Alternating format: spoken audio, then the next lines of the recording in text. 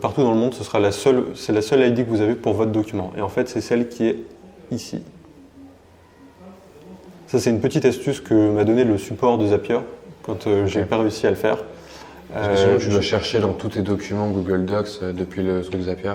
C'est ça. Ouais. Et en fait, au bout d'un moment, la machine elle peut se prendre les pieds dans le tapis. D'accord. Et donc ça pose problème. Là, l'ID, je sais laquelle c'est parce que c'est généralement celle qui est entre ces deux slash. Et après, il y a juste edit derrière qu'il ne faut pas prendre. Et c'est exactement pareil pour Google Sheet. L'ID, c'est celui-là. Vous voyez, il y a encore edit, donc vous savez que c'est tout ce qu'il y a avant. Voilà. Document name, eh ben, on va l'appeler par exemple statut constitutif. Et donc là, maintenant, on va mettre une variable. Comme ça va pouvoir nous permettre de mettre le nom de la boîte à chaque fois. Et comme ça, à chaque document que ça va créer un document avec le nom de la boîte. Et où est-ce qu'on veut que ce soit? Alors moi, j'ai pas envie que ce soit dans la racine de mon Google Doc, j'ai envie que ce soit dans le dossier qui s'appelle coup d'état anyone can scale. Clac. Et bien maintenant, il reste juste à remplir, à mettre la variable donc là, du Google Doc en face de la variable de Google Sheet. Ouais. Donc ce que Zapier a fait, c'est qu'il a scanné ton doc Google Doc. Exactement. Il a cherché tous les trucs où il y avait des accolades. Et là, il dit, bon, bah, maintenant, j'ai trouvé qu'il y avait ça, il faut que tu me donnes la valeur. Et tu vas pouvoir les prendre dans ton Excel. Qu'est-ce que tu veux mettre en face? Et donc bah, maintenant, il y a juste à... Vous cliquez juste là, sur le petit plus, et puis il y a juste à remplir. Donc nos entreprises, c'est coup d'état. Et donc là, on va faire le test, et ça va être le moment magique.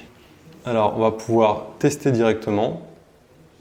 Et donc là, ça va permettre de pouvoir faire un premier document. Statut constitutif coup d'état. OK, il a été créé.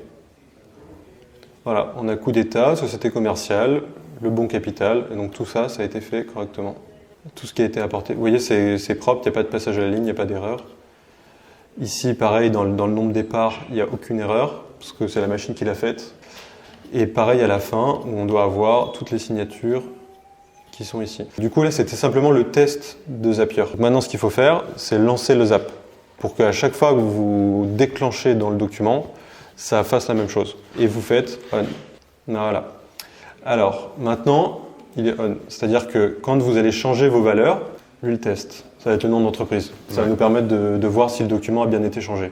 Premier élément déclencheur, je fais ça. On va attendre quelques secondes parce qu'il faut que Zapier se lance.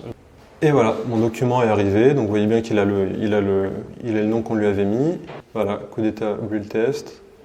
Et donc voilà, là c'est un autre document. Et donc maintenant, à chaque fois que vous changerez une valeur, la valeur qui est ici, pour mettre n'importe quoi, et ben ça rééditera un document avec toutes les valeurs qui est ici. Voilà. Parfait. Magie de Zapier.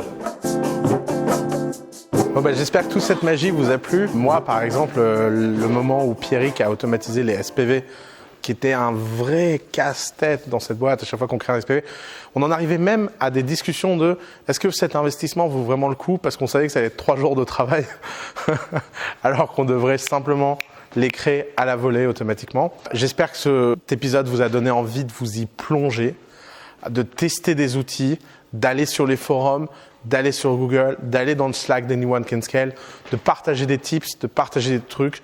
C'est quelque chose de constant. C'est comme toutes les bonnes choses, c'est encore une fois une routine. De la même façon que vous avez besoin d'une routine de sales, de la même façon que vous avez besoin d'une routine de standardisation, vous avez besoin d'une routine d'automatisation. Et restez ouvert. C'est pas parce que vous avez mis des semaines et des semaines à créer un process dans un outil que quand il y a un nouvel outil vachement mieux, vous l'utilisez pas. Faut être agile, faut pas être nostalgique, faut pas se dire que parce que vous avez développé quelque chose, vous devez le garder. Non, adoptez la nouveauté, surfez la nouveauté et prenez plein de plaisir à automatiser. Évidemment, tout ne s'automatise pas. Il y a des choses que vous ne pouvez pas automatiser et c'est le moment de transformer vos clients en collaborateurs. Vous êtes dans la partie individu scale, pas encore dans la partie équipe. Donc, je parle bien de déléguer à des clients et pas déléguer à des employés. D'ailleurs, si vous savez déléguer à des clients, vous saurez un jour déléguer à des employés. C'est beaucoup plus dur, mais c'est beaucoup plus rewarding. La délégation